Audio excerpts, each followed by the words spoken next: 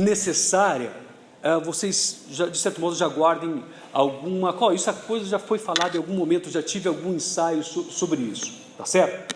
Bom, então qual que é a minha ideia?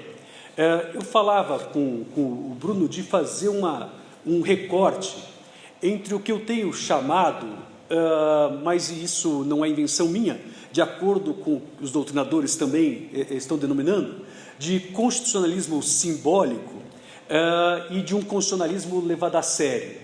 Vale dizer o seguinte, esse constitucionalismo simbólico, como o professor Tuma já fez a introdução, é um constitucionalismo que não é levado a sério, é um constitucionalismo em que os preceitos ali contidos são apenas exortações morais ou apenas alguns registros para que queira observar, ok, se não quiser observar, está tudo bem também, tá certo? Esse constitucionalismo que, de certo modo, permeou aí e presidiu todos os estudos do início do século XX, praticamente, e até mesmo do século XIX. E agora, eu vou fazer um recorte depois, a partir das constituições republicanas do segundo pós-guerra, para a gente verdadeiramente entender a razão de ser desse constitucionalismo novo, desse dito neoconstitucionalismo, mas que, na verdade, eu prefiro chamar de constitucionalismo levado a sério. Então, vale dizer, existe uma diferença que é brutal, que é gritante, entre o constitucionalismo que antecedeu a Segunda Guerra Mundial e o constitucionalismo que floresce a partir da Segunda Guerra Mundial. Vale dizer, na esteira de alguns autores que vocês já vão se familiarizando com os nomes, a exemplo do ministro Luiz Roberto Barroso, do professor Daniel Sarmento e assim por diante, a gente faz uma trajetória desses dois perfis de constitucionalismo, passando pelo seu caráter histórico, pelo seu caráter filosófico e pelo seu caráter teórico.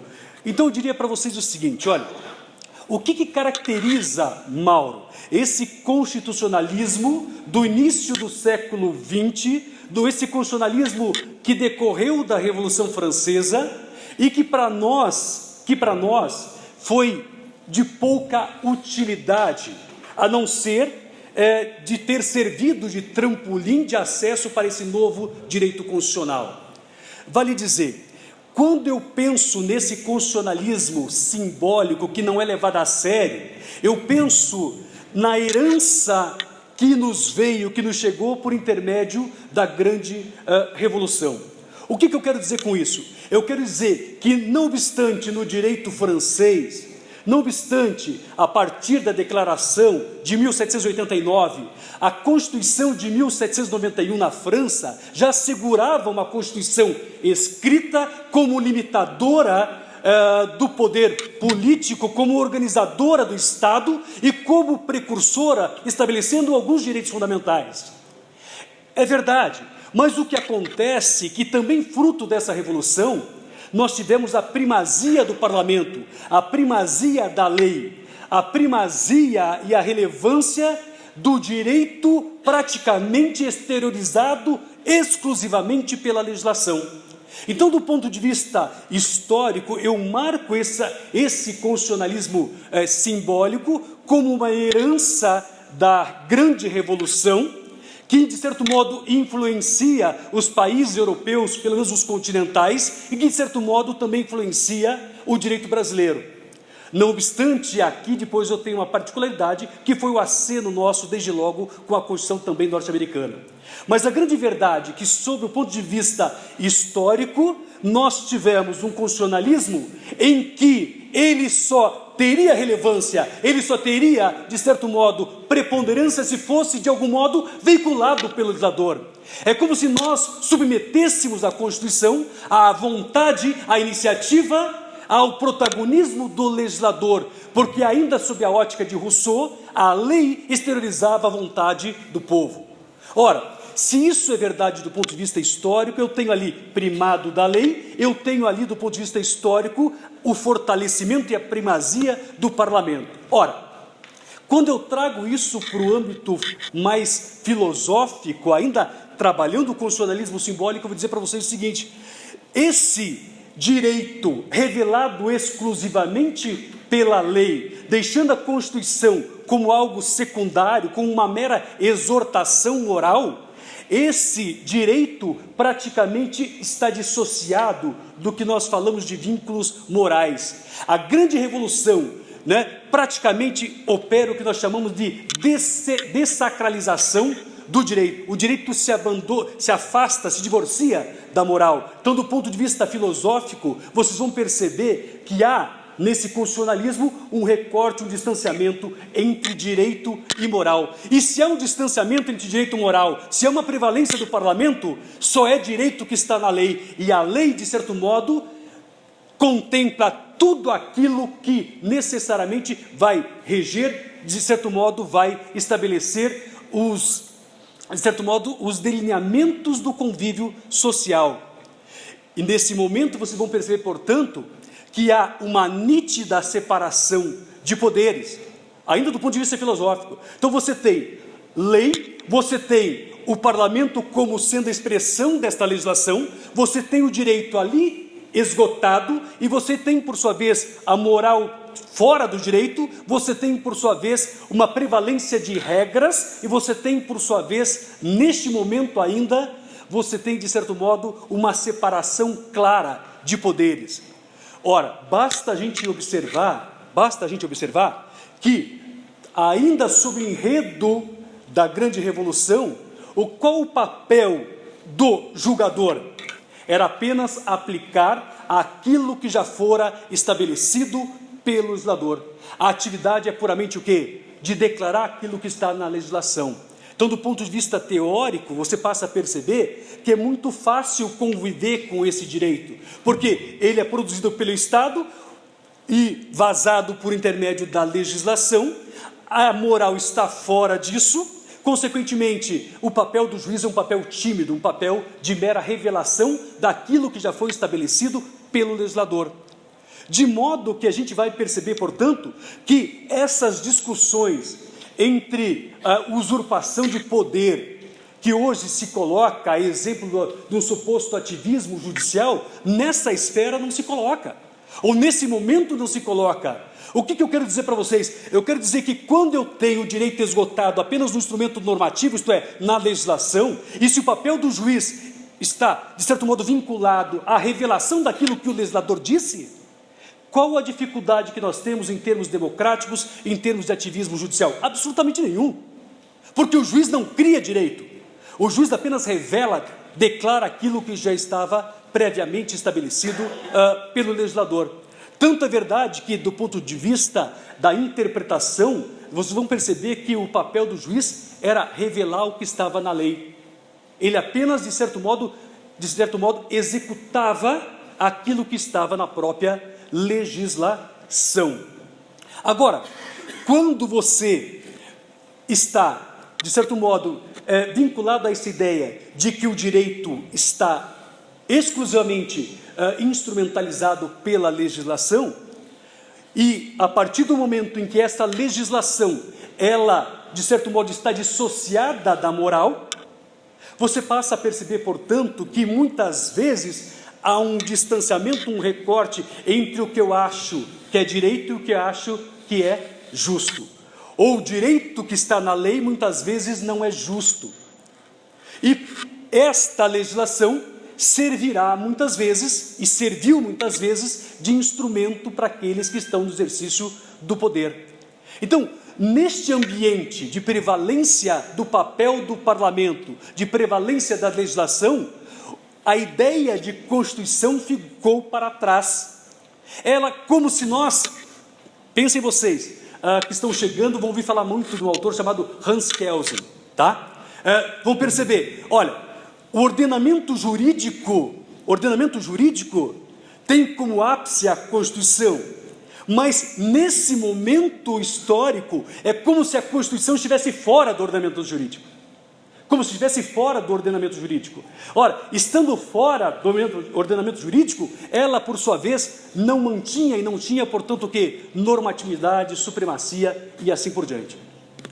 Isso gerou algumas atrocidades, e nós podemos lembrar aqui rapidamente o que teria ocorrido, ou o que ocorreu, evidentemente, durante a Segunda Guerra Mundial, em que nós ficamos reféns de um direito porque o direito estava na lei, e a lei era feita por quem exercia o poder, e consequentemente, o direito e poder se confundiam. Ora, agora a partir do momento em que eu observo, né, que eu preciso abrir essa discussão, que eu preciso, de certo modo, demonstrar que o direito está para além da legislação, surge para nós, durante o processo pós-Segunda Guerra, a ideia de nós retornarmos a um direito natural, isto é, um direito não produzido pelo Estado, certo? Um direito mais voltado à religião, ou, eventualmente, buscarmos uma certa, vejam vocês, domesticação do direito natural, trazendo-o para o âmbito normativo. De modo que a gente passa a perceber, então, o seguinte, veja, é emblemático esse momento histórico pós-Segunda Guerra, porque eu não quero retornar ao direito natural com a sua insegurança, com a sua incerteza, mas, por outro lado, não quero que o direito se esgote na legislação, embora ela me dê segurança, porque essa legislação me deixou, de certo modo, vitimizado diante das atrocidades, por exemplo, patrocinadas pelo regime nazista. Ora, então, se isso é verdadeiro, eu não quero retorno ao direito natural, mas eu ainda quero conviver com esse certo positivismo, com esse direito estabelecido pelo Estado. Então, o que fizeram as constituições do segundo pós-guerra? Elas, de certo modo, fizeram uma reaproximação do direito com a moral. E por intermédio do que se fez essa reaproximação do direito com a moral? Se fez por intermédio, por exemplo, da normatização atribuída aos princípios. Então você passa a perceber, por exemplo, que a nossa Constituição de 88, só para a gente adiantar um pouquinho, fala em dignidade da pessoa humana, fala em igualdade, estabelece um rol apenas exemplificativo de direitos fundamentais. Então a gente passa a observar que, de algum modo, a lei deixa de ter o protagonismo, e esse protagonismo agora é trazido para o âmbito da própria Constituição. Veja, olha como é interessante isso, mais uma vez nos reportando a Kelsen, ou a Hans Kelsen, que muitas vezes, pessoal, esse positivista que teve um grande trabalho no sentido de organizar o sistema jurídico. Ele diz o seguinte, olha, se a lei estabelecida, o que está depois dela, que é algo que regulamenta a lei, nela encontra fundamento, e se a lei encontra fundamento na Constituição, é porque esta Constituição está dentro do sistema jurídico. Então a gente passa, vejam a importância disso, a gente passa a permitir que a lei, como expressão do direito, esteja submetida à Constituição. A Constituição, então, passa a ser algo supremo. Ela está dentro do ordenamento jurídico, ela está no ápice da ordem jurídica. E não só é uma exortação moral, ela, além de estar acima de tudo, ela necessariamente é norma jurídica. E se ela é norma jurídica, ela tem imperatividade. E se ela tem imperatividade, ela, portanto, ela é coercitiva. E se ela é coercitiva, ela serve para que eu, baseado nela, possa buscar o Estado juiz para revelar a existência ou não de um determinado direito. Vale dizer, eu fragilizo o parlamento, submetendo a lei a um controle de constitucionalidade. E isso é importante, e isso é muito significativo, porque a partir do momento em que eu permito que a lei esteja submetida à Constituição, a partir do momento que eu controlo esta lei a partir da Constituição, perde, de certo modo, certo protagonismo o parlamento, e ganha, de certo modo, mais ênfase. Qual o poder? O poder que está incumbido de fazer esse controle. E qual o poder que está incumbido de fazer esse controle? No sistema jurídico brasileiro, em especial o poder o quê? O poder judiciário. Então, aí você passa a perceber que eu ganho e vou ganhando um novo protagonismo dentro do direito. Se antes era do parlamento porque ele era o dono da legislação, agora ele não está sozinho, porque na verdade essa legislação por ele produzida está submetida à Constituição. E quem faz o controle dela, a legislação, em face da Constituição, é o Estado juiz, é o Poder Judiciário. Então veja que aí, como é interessante isso, gente, aquela nítida separação de poderes que nós observávamos no constitucionalismo simbólico, em que cada um tinha o seu papel, muito fácil de perceber. Legislativo faz a lei, evidentemente o executivo faz, de certo modo, a sua materialização, e o judiciário, de certo modo, revela ou de algum modo esclarece algum problema dela decorrente, mas sem inventar nada. Agora, nesse constitucionalismo do segundo pós-guerra, esta lei está submetida a um controle. E não só isso, se a Constituição anterior, ou se as Constituições anteriores traziam um rol de direitos fundamentais, essas Constituições do segundo pós-guerra ampliam e muito esse rol de direitos fundamentais. E se amplia demais esse rol de direitos fundamentais, dizendo claramente, a nossa Constituição é clara nesse sentido, que eles são de aplicação imediata, isto é, independentemente de qualquer mediação legislativa. Significa, portanto, vejam vocês, que eu posso invocar a Constituição, retirando dela a existência de um direito, independentemente da participação do legislador.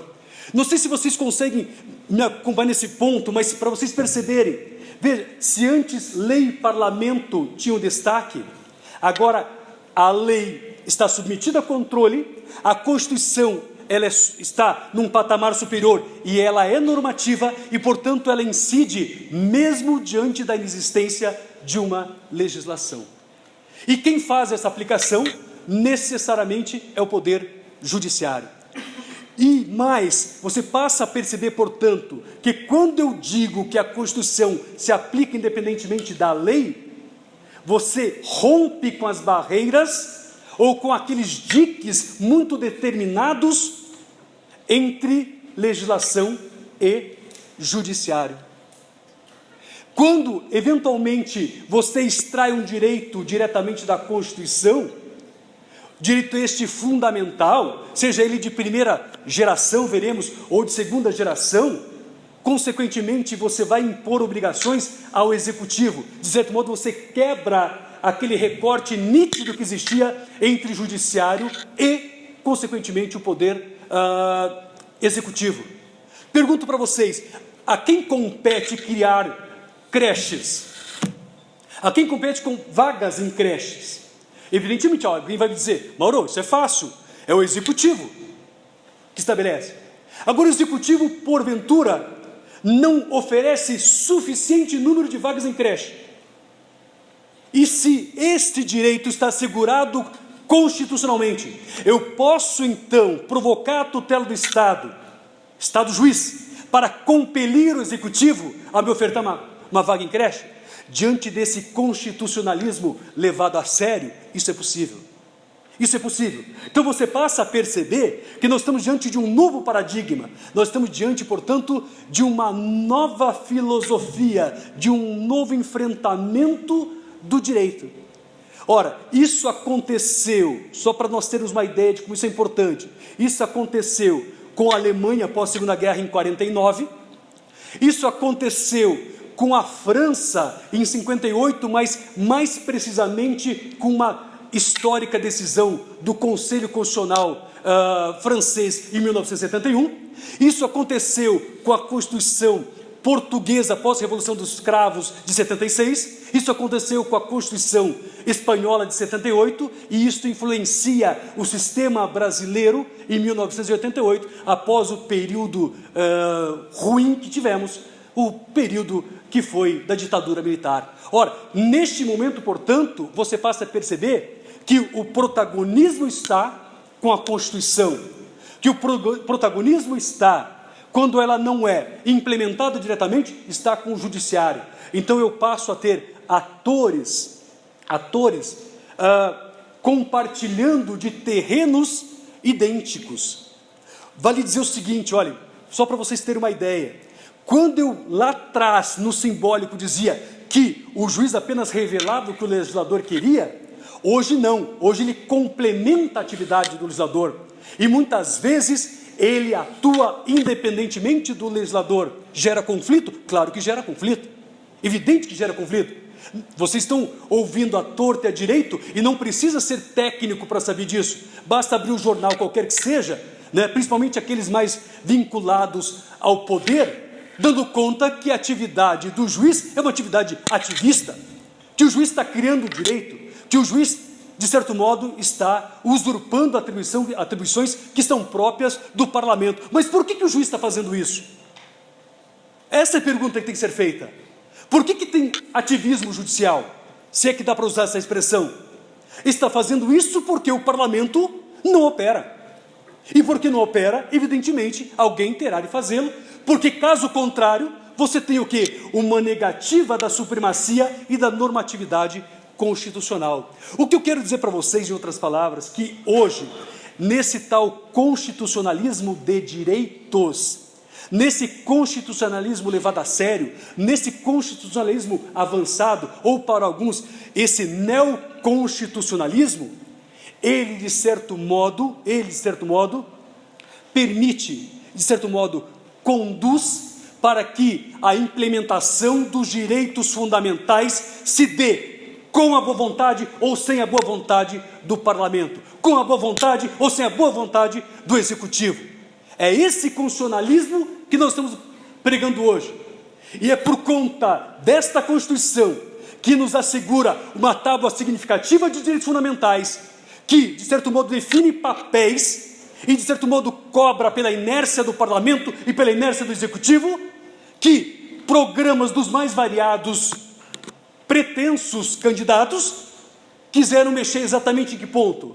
Na reforma, na mudança, na alteração da Constituição Federal. Então, o maior desafio que nós temos hoje, seja o professor que está há bastante tempo, seja o aluno que está ingressando hoje, que tem o primeiro contato com a faculdade de Direito, é fazer com que a Constituição da República Federativa do Brasil, a Constituição Cidadã de 88, tenha prevalência sempre, sempre e sempre. Que não seja manipulada e nem mesmo fragilizada por aqueles que estão no plantão do poder, no exercício transitório do poder. A Constituição é permanente, a Constituição é que nos assegura uma boa delimitação dos contornos do Estado e que nos assegura, de certo modo, de forma plena, os direitos fundamentais. É essa Constituição que merece ser defendida, a Constituição Cidadã de 88. Eu me recordo, e isso é muito verdade, que alguns autores, a exemplo do Pablo Lucas Verdu, a exemplo do Hesse, vão dizer, é preciso ter vontade de Constituição, é preciso ter sentimento constitucional, é preciso necessariamente que ela faça parte do nosso dia a dia, que não haja um distanciamento em que o Renato Russo dizia que ninguém respeita a Constituição. É preciso respeitar a Constituição, para que a gente possa ter um instrumento de defesa diante daqueles que estão exercitando, ontem, hoje ou amanhã, momentaneamente, o poder no Estado brasileiro. É ela que nos dará a segurança necessária, porque ela, acima de tudo, nos assegura um Estado de direito, um Estado democrático de direito. É isso que nós precisamos trabalhar. Então, veja, é muito interessante isso. Poxa, mas eu não quero operar com o direito constitucional. É só mais uma cadeira aqui na universidade, ou na faculdade de Direito. Eu gosto mesmo de fazer júri, lá no direito penal.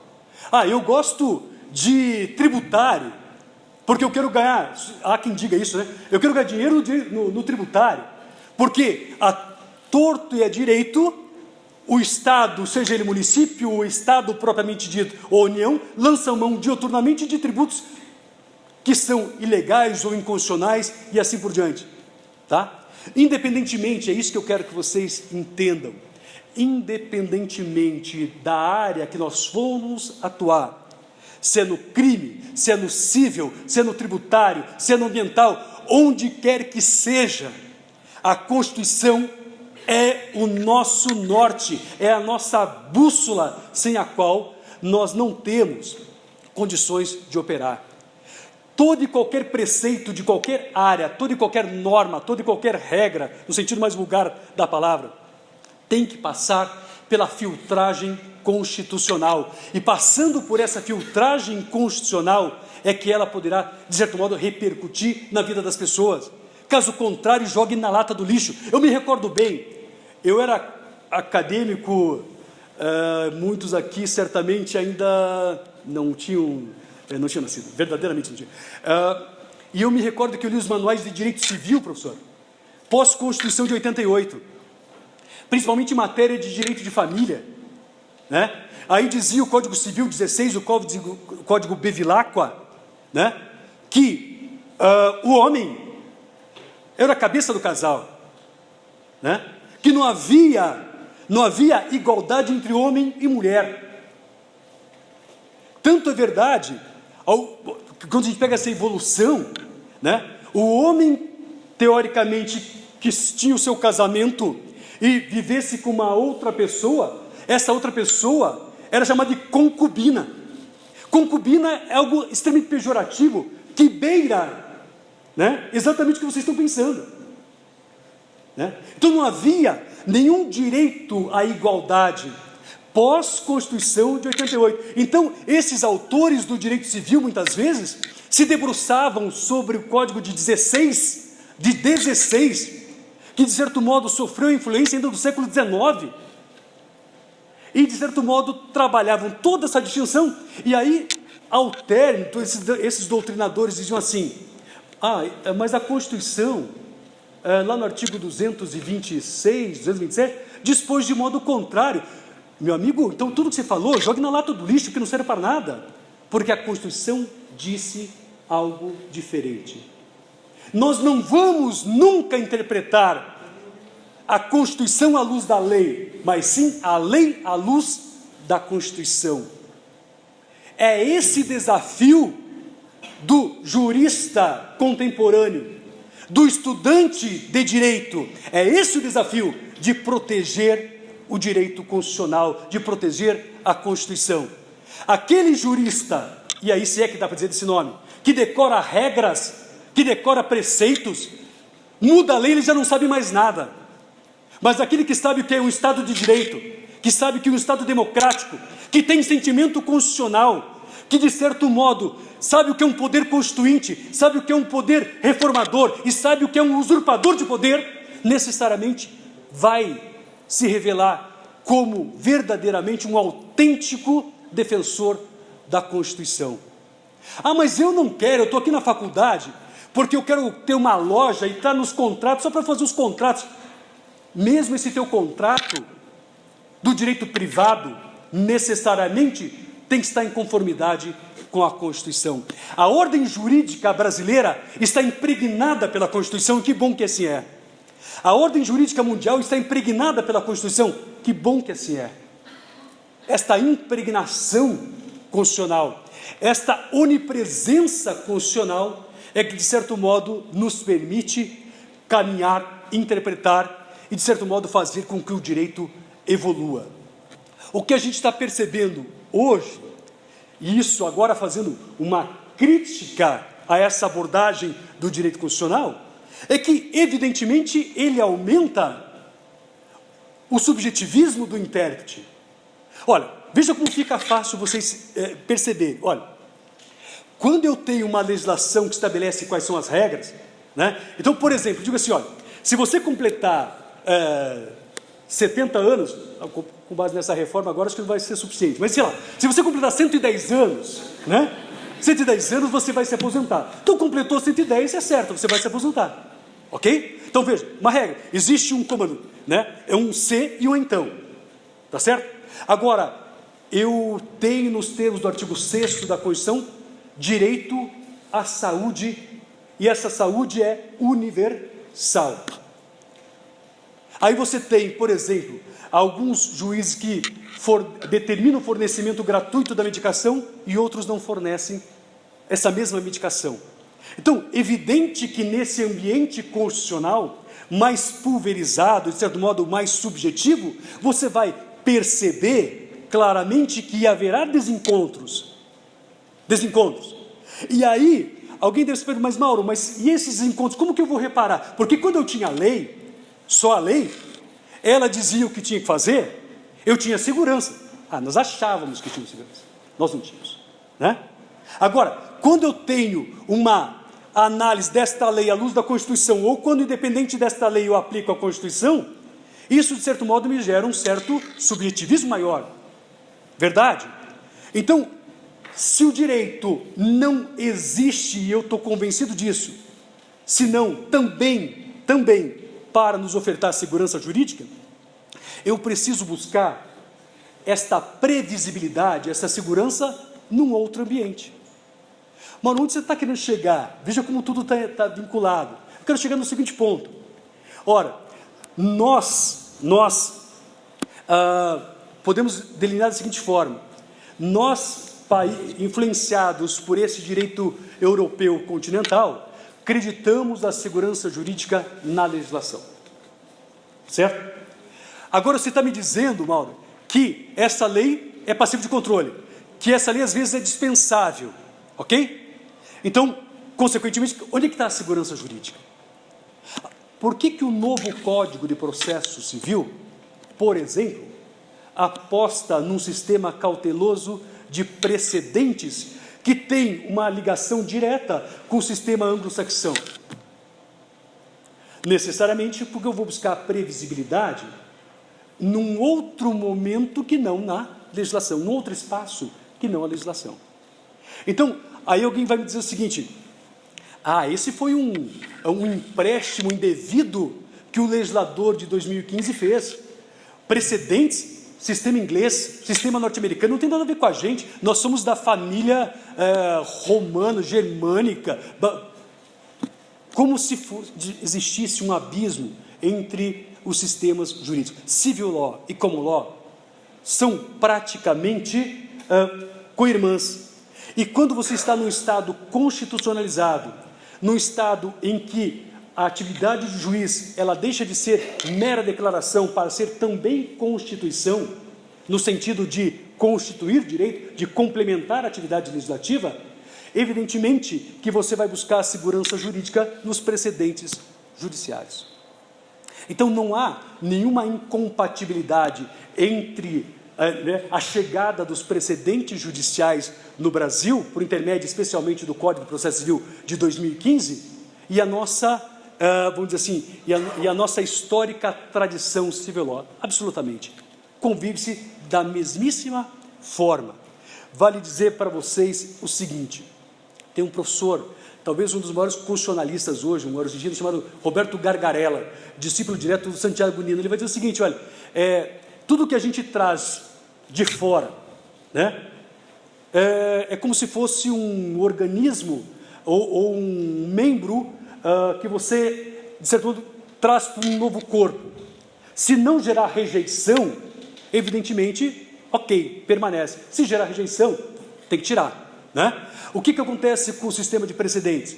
Se hoje o protagonismo não está mais na legislação, se hoje esta legislação não está sozinha, se hoje eu tenho uma impregnação constitucional, se hoje eu tenho uma atividade mais, vamos dizer assim, mais intensificada por parte do Poder Judiciário, eu vou buscar essa segurança jurídica nos precedentes judiciais. E pior, os que estão criticando os precedentes, só para vocês terem uma ideia, estão dizendo o seguinte: isso não é nosso, ok? Só que até ontem eles faziam coisa pior, sem saber. Dou um exemplo. Quem está já estagiando ou vai começar a estagiar, então nós temos algumas fontes do direito, tá? Então vocês vão pensar assim: então uma fonte é a lei, outra fonte é a doutrina, outra fonte é as decisões dos tribunais. Aí você pega uma decisão de um determinado juiz, ou você pega a petição inicial de um advogado ou de um membro do Ministério Público, ele diz assim: o meu caso se amolda à situação decidida pelo Tribunal de Justiça do Rio de Janeiro. E ele cola a ementa, que é só o resumo do que foi julgado. Aí quando você vai observar o que verdadeiramente foi julgado, nada tem a ver com a situação concreta. O que é o sistema de precedente? É uma identidade não apenas fática, mas também jurídica. Então, nós usamos ementas e nós achamos errado. Aliás, ementas seletivas, porque eu escolho quais. né? Isso a gente não acha errado. Mas quando eu penso num precedente em que eu me valho da mesma perspectiva fática e da mesma tese jurídica, aí eu digo que isso é uma inovação do sistema anglo-saxão ou do sistema norte-americano e, consequentemente, não deve ser trazido para cá. Veja, gente, eu insisto, se nós temos de operar e nós queremos operar com esse novo constitucionalismo, evidentemente que eu preciso também estabelecer alguns diques, alguns mecanismos de segurança. E isso se dá, ou de previsibilidade, ou calculabilidade de direito, isso se dá necessariamente por um sistema de precedentes. Agora vejam, vocês, que eu estou operando aqui, trabalhando praticamente à luz do direito. À luz do direito. Mas alguém deve estar se perguntando, Mauro, mas veja lá, o Estado não é só de direito, o Estado é também democrático. Então como que você me justifica que um poder contramajoritário, não eleito pelo povo, possa glosar algo de iniciativa do povo, representada, né? Ou por intermédio dos seus representantes? O papel nosso, juristas, o papel nosso, acadêmicos, o papel nosso de quem opera o direito, é muitas vezes verdadeiramente operar de forma contramajoritária. Esse conceito de democracia simplesmente de maioria,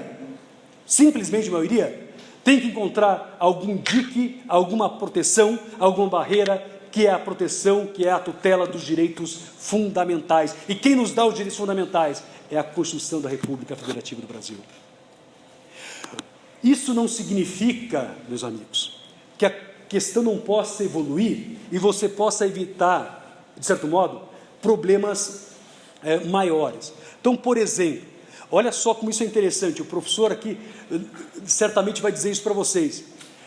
Quando eu digo que a lei deve ser controlada pela Constituição, ou compatibilizada com a Constituição, e há um poder que faz isso, hoje a gente diz o seguinte, ó, há técnicas de você salvar a lei sem necessariamente declarar essa lei inconstitucional. Você pode dar uma interpretação a essa lei compatível com a Constituição. Você pode extrair sentidos dessa legislação e glosar um específico sentido, que a gente chama tecnicamente de declaração de nulidade parcial sem redução do texto. Você tem técnicas de convívio, teoricamente, harmonioso entre judiciário e legislativo. Tudo isso é possível nós aperfeiçoarmos. Nós temos, por exemplo, condições de dizer, Supremo, veja lá, essa lei do ficha limpa vem num movimento social, nós queremos a lei do ficha limpa. Então, veja se é possível salvarmos essa legislação. Agora, quando essa legislação é suspeita, quando essa legislação privilegia determinada casta, determinado grupo de pessoas, já há uma tendência a declarar a sua inconstitucionalidade. O que eu quero dizer para vocês? É preciso haver, de certo modo, um restabelecimento, um reequilíbrio entre direito e democracia? Claro que sim, mas não é colocando esse rótulo de ativismo do Supremo que nós vamos conseguir. Eu vou dar só um exemplo para vocês, e é polêmico mesmo para ser polêmico, e a gente está aqui justamente para tornar a coisa polêmica. Eu digo para vocês o seguinte, o Supremo Tribunal Federal está julgando uma ação declaratória de inconstitucionalidade por omissão e um mandado de injunção que criminaliza a homofobia e a transfobia. Correto? Muito bem. Isso decorre de uma previsão constitucional lá dos direitos fundamentais. De certo modo, todas as demais situações foram trabalhadas pelo legislador e as condutas ofensivas desses direitos foram catalogados como crimes. Estou falando da infância e adolescência, estou falando dos idosos, estou falando da mulher e assim respectivamente. Mas da homofobia, da transfobia não se fez. Não se fez. Então, olha o papel do Supremo Tribunal Federal, e a gente pode discutir isso. De dizer, veja, eu vou acusar que o parlamento está omisso e construiu-se a interpretação no sentido de que esta manifestação contrária a essa categoria se enquadra no conceito de racismo social. E até que o legislador o faça, reprima condutas desse viés, eu empresto a legislação que trata do racismo de 1989 para efeitos de criminalização. Foi um passo ousado? Está sendo um passo ousado? Está sendo um passo ousado. Mas eu pergunto para vocês, né, mas respondam para vocês só. Se o parlamento brasileiro, pós-Constituição de 88, certo, não trabalhou essa categoria criminalizando, eu pergunto, será que hoje nós temos espaço para essa criminalização? Ou para a criminalização dessas condutas? Meu modo de ver, penso que não. Talvez por isso, e a gente pode criticar essa postura, talvez por isso, necessariamente, o Supremo tenha dado esse passo adiante. Em parte, ainda faltam votos, se não me falha a memória, de 7 ministros da Corte. Agora, o que é importante dizer é que não há nada de desarrazoado no que o Supremo está fazendo. É fácil dizer que isso é uma atividade ou uma postura ativista do Supremo, mas, do meu modo de ver, e já antecipo, o Supremo está protegendo a supremacia e a normatividade conferida à Constituição. E o papel difícil do Supremo, o papel difícil do juiz, o papel difícil do Ministério Público, o papel difícil do advogado é necessariamente agir quando deve agir, e não quando lhe é conveniente agir. É fácil você, muitas vezes, surfar a onda. É difícil você, muitas vezes, se mostrar contrário para proteger algo que não é efêmero, algo que deve ter perpetuação, algo que deve ter continuidade, algo que deve ter nosso respeito, que é a proteção da Constituição Cidadã de 88. Eu não me nego a conversar com o Parlamento, eu não me nego a conversar com o Executivo para nós, eventualmente, estreitarmos e buscarmos caminhos consensuais. Não. Mas quando está em discussão direitos fundamentais, não importa a sua dimensão, se de primeira, segunda, terceira ou quarta dimensão, quando está em jogo a supremacia da Constituição, quando está em jogo a sua normatividade, não há espaço para transigência. Porque, se o fizermos, amanhã, eu insisto, estaremos desprotegidos. E nós precisamos levantar a única bandeira, a única trincheira diante das manifestações contrárias a direitos, seja de maiorias ou de minorias, quem quer que seja, que é a proteção da Constituição republicana. Então, o que eu gostaria, meus queridos, de dizer para vocês, é que independentemente da esfera por vocês abraçada, do ramo por vocês abraçados, não importa, certo? Vocês não terão condições sérias de dar as costas para o constitucionalismo levado a sério, para o direito constitucional, para a nossa Constituição. E alguém deve estar se perguntando, esse cara deve fazer só direito constitucional e deve ganhar vida com isso. Eu tenho tranquilidade de dizer isso para vocês, porque eu sou professor de direito processual civil. E estou mais do que convencido da importância da Constituição. Então, levemos a Constituição a sério. Sejamos verdadeiramente autênticos juristas e não despachantes. Desses, nós não precisamos. Muito obrigado. Agradeço a gentileza. Obrigado.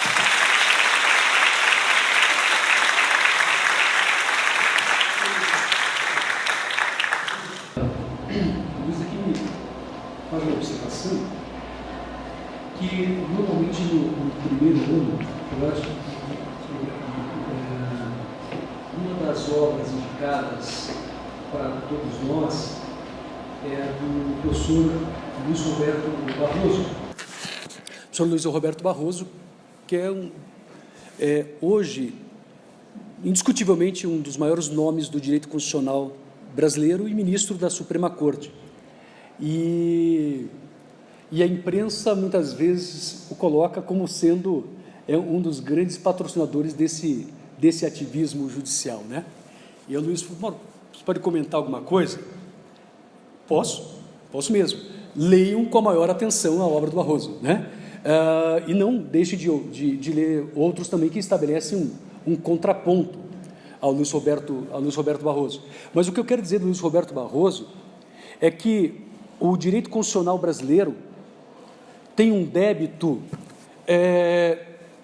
que eles talvez ainda não se deram conta com o ministro Luiz Roberto Barroso, e eu colocaria nessa mesma categoria, professor Tuma, o nosso querido professor da Universidade Federal do Paraná, o professor Clemerson Merlin Cleve.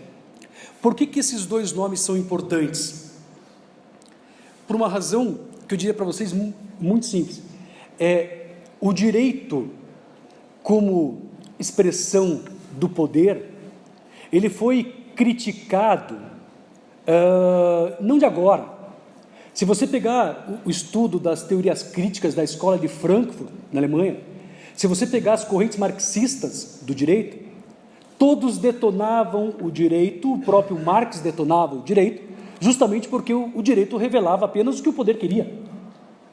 O direito apenas legitima o poder, e o poder legitima o direito, né? E o que aconteceu no Brasil? Esses dois professores, o professor Barroso e o professor Clemerson, eles, de algum modo, inspirados por esse direito constitucional ressurgido a partir da Segunda Grande Guerra, eles estabelecem, vejam que interessante isso, né? Uma nova crença no direito. Uma nova crença no direito. Vocês terão conhecimento aqui, por exemplo, e eu fui adepto dessa corrente lá atrás, não sei se o professor também o fez, mas do chamado direito alternativo. O que era o direito alternativo? Nós queríamos um direito que não fosse do Estado. Do direito alternativo. Nós não queríamos o direito do Estado, porque o direito do Estado é o direito do poder, é o direito daquele que tinha ascensão social, política e econômica em relação aos mais pobres. Nós não queríamos esse direito. Nós desacreditávamos nesse direito. O professor Hamilton Bueno de Carvalho, no Rio Grande do Sul, baseado na magistratura democrática italiana, falava sobre isso. Ora, e o que fez o Barroso? O que fez o Clemerson? Fizeram com que nós voltássemos a acreditar no direito como um espaço de emancipação do homem, da mulher, da criança, do idoso, de quem quer que seja. Então, quando o Luiz pergunta do professor Barroso, e eu agrego a ideia aqui do professor Clemerson Cleve, esses dois professores, evidentemente que não são os únicos, mas principalmente os dois, fizeram com que nós voltássemos a acreditar no direito, especialmente à luz desta normatividade e dessa supremacia constitucional, porque com esta formatação da Constituição, eu falava para vocês, houve uma aproximação do direito com a moral, houve uma aproximação do direito com a política.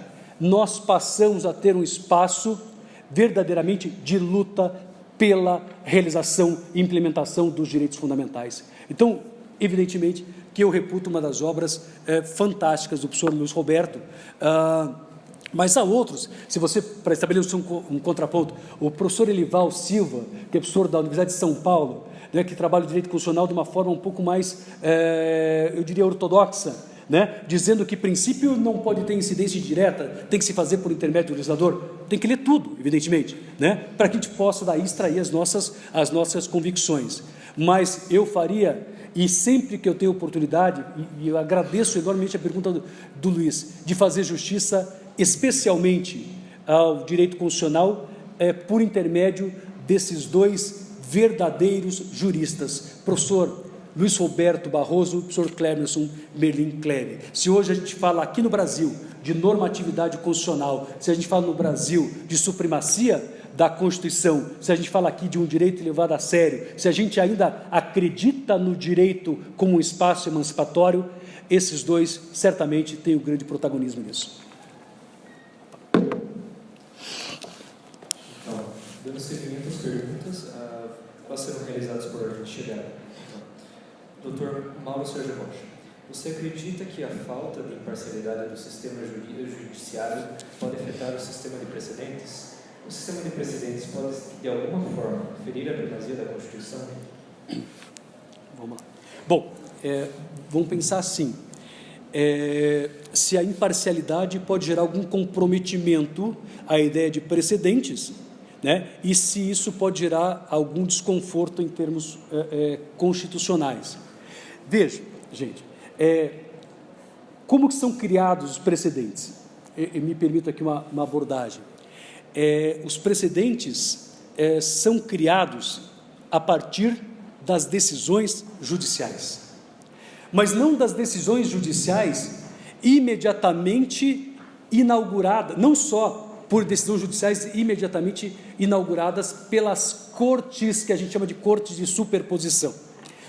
Deixa eu tentar ser mais claro. Eu digo assim, olha, para quem está chegando, nós temos aqui Ponta Grossa, que é a primeira instância das decisões aqui dos juízes de Ponta Grossa. Nós temos recurso para o TJ do Paraná, ou se for do juiz federal, para o TRF da 4ª região, que é a nossa segunda instância, correto? Segunda instância. Depois nós temos o STJ, que o professor René comentou, e aliás, obrigado, professor, pela gentileza das palavras, e nós temos o Supremo Tribunal Federal.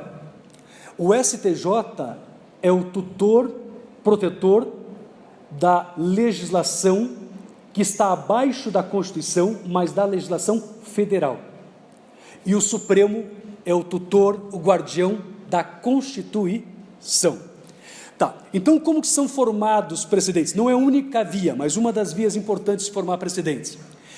Quando eu, juiz aqui de Ponta Grossa, decido o caso concreto, veja, eu devo, enquanto juiz, fazer um discurso para a parte, ou para as partes, que vai gerar a formação do que mais tarde vocês conhecerão como coisa julgada. Resolveu o problema das partes. Mas esse mesmo juiz de Ponta Grossa, nesta mesma decisão, ele faz um discurso para a ordem jurídica.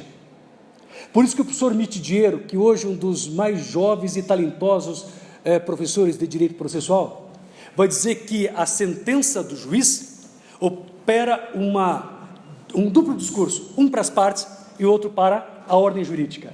E esse para a ordem jurídica é que tem, vamos dizer assim, o potencial de gerar um precedente para que mais tarde seja, de certo modo, seguido, não apenas horizontalmente, que estão na mesma base, mas verticalmente.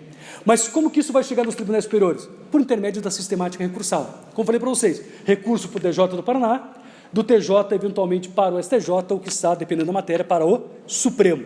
E aí lá você tem a definitividade da discussão, e aí você tem, portanto, um precedente consolidado.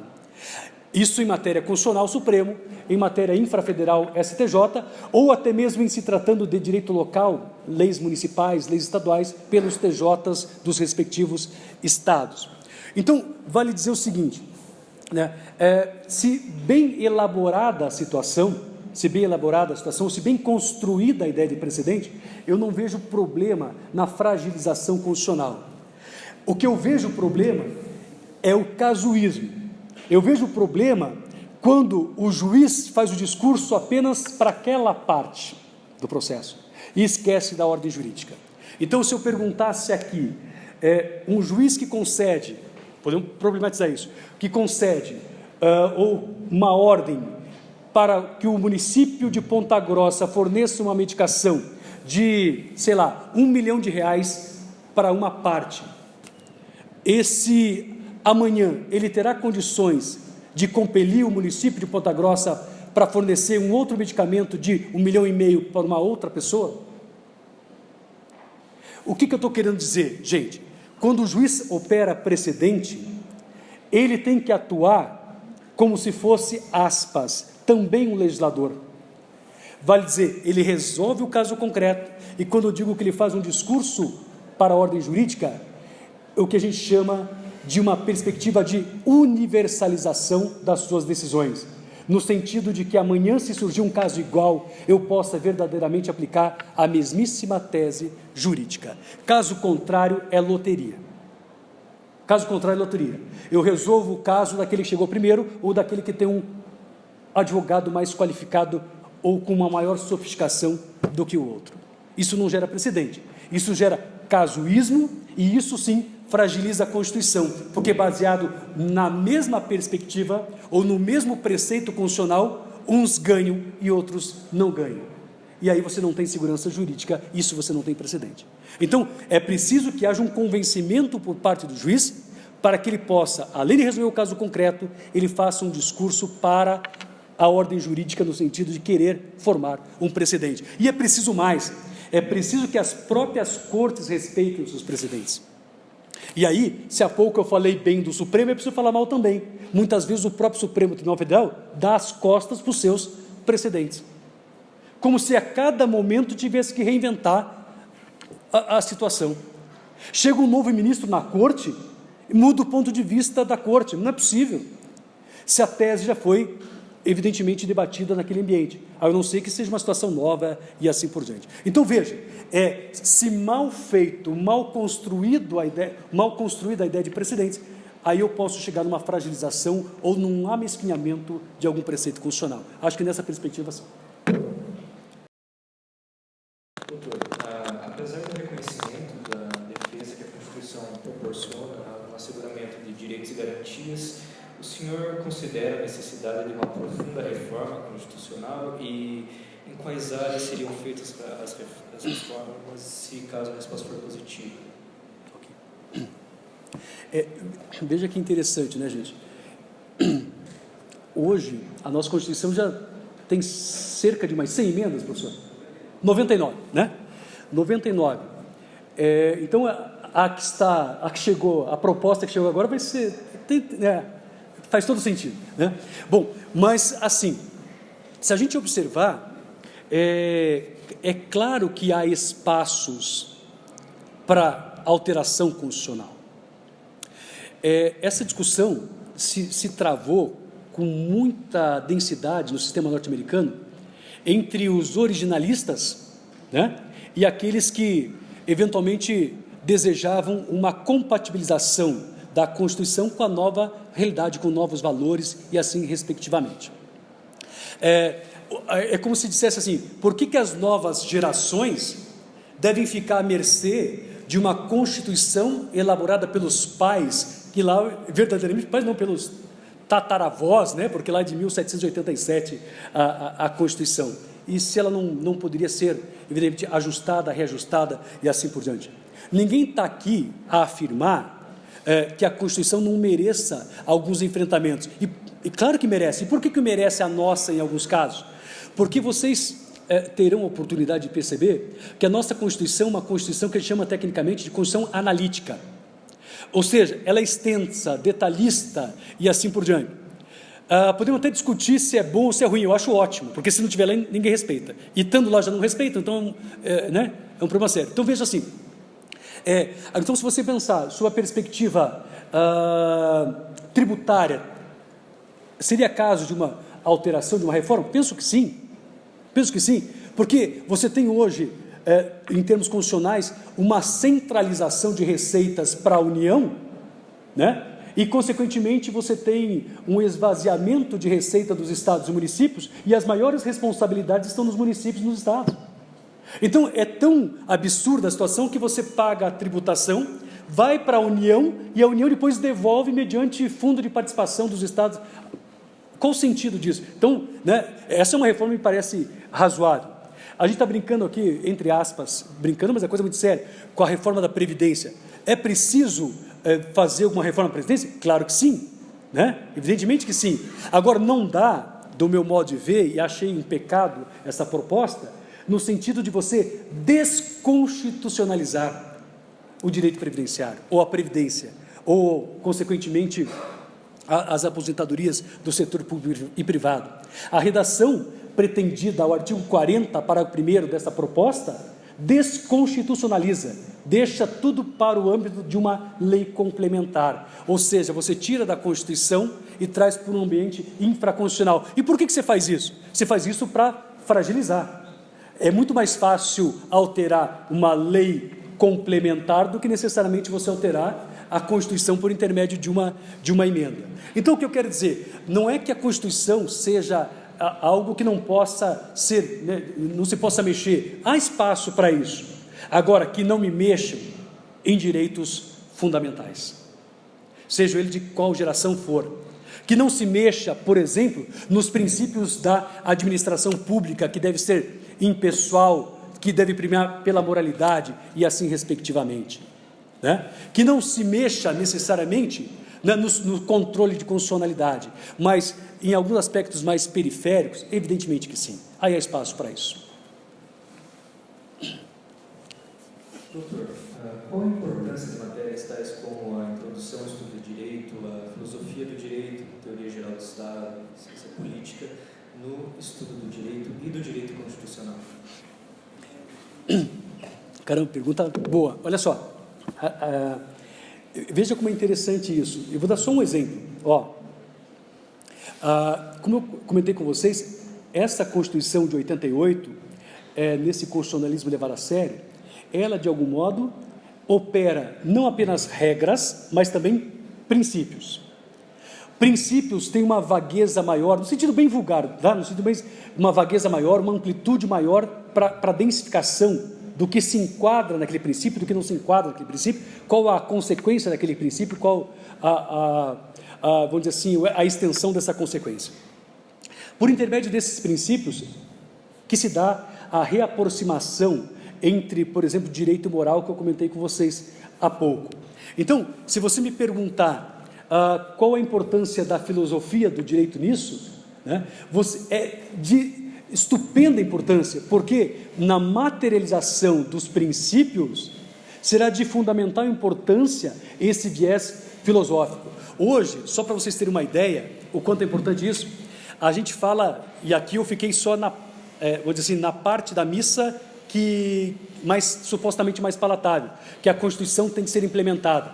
Mas a própria Constituição, muitas vezes, guarda algumas contradições. Então, hoje a gente está estudando teorias da justiça, para verificar se o que eu quero retirar daqui é uma percepção comunitarista, ou se, por exemplo, eu quero uma percepção liberal igualitária. Mauro, me explica melhor só para eu ter uma ideia do que você está dizendo. Então, vamos lá. Escola pública de Ponta Grossa. A cantina pode vender coxinha? Alguém vai perguntar, não pode, porque faz mal à saúde, né? Coxinha, fritura, bababá, né? Que visão é esta?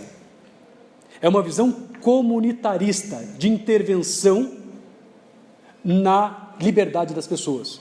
Agora, eu sou pai e adoro coxinha. Por que meu filho não pode comer coxinha na escola? Seria uma visão, teoricamente, o quê? Mais liberal, mais igualitária. O que eu quero dizer para vocês? Eu quero dizer que essas teorias da justiça, você não vai encontrar necessariamente na dogmática propriamente dita, no Código de Processo Civil, no Código de Processo Penal e assim por diante. Isso você vai encontrar necessariamente no estudo sério de uma filosofia do direito, de uma sociologia do direito. E o curioso é que isso muitas vezes nos é dado no primeiro semestre, nos primeiros dias da faculdade, que às vezes a gente não sabe nem onde fica necessariamente a faculdade. Estou mais afim do centro acadêmico Caveirão, né? E a gente não está muito interessado com essas outras circunstâncias, mas é de fundamental relevância. Falou da teoria geral do direito. Olha, veja como é interessante isso, gente. Quando a gente aplica, por exemplo, regra jurídica, a gente sempre nos ensinaram que a gente diz o seguinte, olha, o trabalho do juiz é um trabalho de silogismo, eu pego o fato, jogo no preceito e tiro a conclusão, a lá Descartes, tá? Uma coisa cartesiana, matemática, e aí eu pergunto, para que necessidade, portanto, de um jurista, de um juiz e assim por diante? Quando você trabalha com princípios, necessariamente, ou com regras de conceitos mais vagos, indeterminados, você muitas vezes sai desse ambiente do silogismo, dessa matemática, e vai para o âmbito do que a gente chama tecnicamente de sopesamento ou bilanciamento, dizem os italianos, ou seja, onde que você vai ponderar valores protegidos pela Constituição diante daquela situação concreta. Então você vai perceber o seguinte, quando eu trabalho com regra, eu digo assim, ó, lei posterior revoga a anterior, a especial, a geral, a superior, a inferior. Mas quando você trabalha princípios estabelecidos pela Constituição, necessariamente você não trabalha no plano da validade, mas no plano da eficácia. Significa, em outras palavras, o quê? Significa que o que vale mais, a publicidade ou a intimidade? O próprio professor Luiz Roberto Barroso, numa das conferências que eu assisti há muito tempo dele, diz o seguinte, olha, um senador da República saindo, sei lá, 3 horas da manhã de um motel com uma garota, um garoto, quem quer que seja, um paparazzi verifica aquela situação, fotografa e quer divulgar. Esse senador da República, diante dessa situação posta, diz o seguinte, não, eu vou buscar a tutela do Estado, porque a tutela do Estado deve proteger a minha intimidade, né?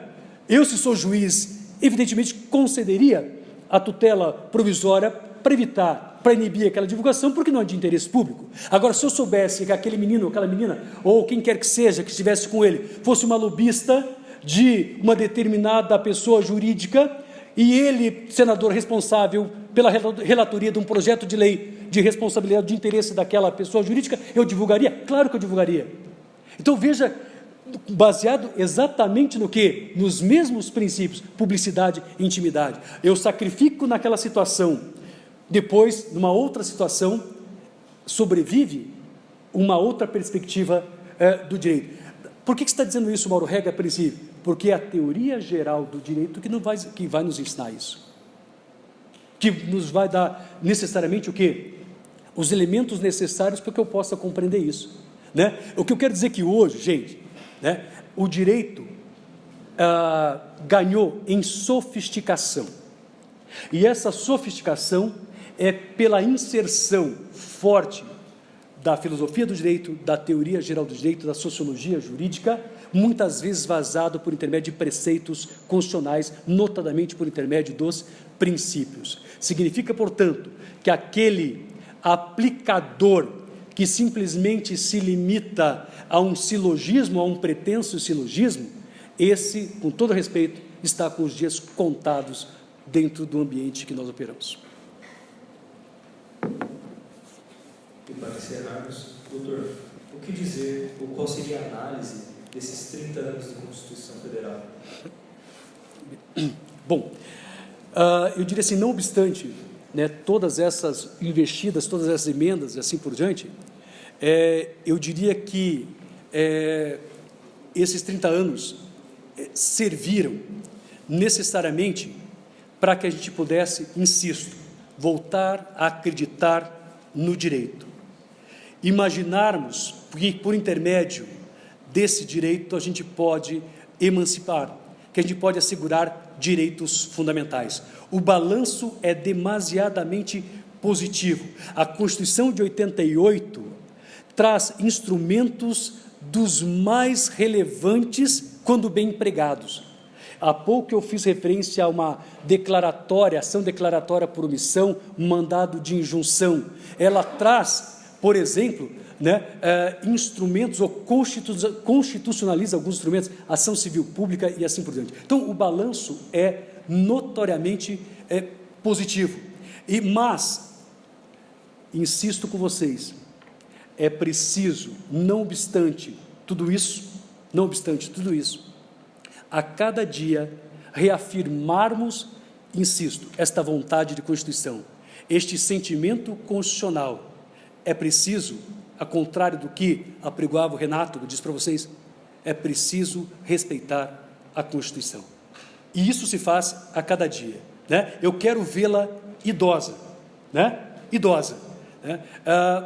E veja, e que as reformas que ocorram não mexam, e verdadeiramente não poderão mexer, no núcleo dessa Constituição, evidentemente nas chamadas cláusulas pétreas, que não a desqualifique, que não a deforme, propriamente dito. Então, o resultado é positivo, mas a vigília, ela continua, ela é permanente.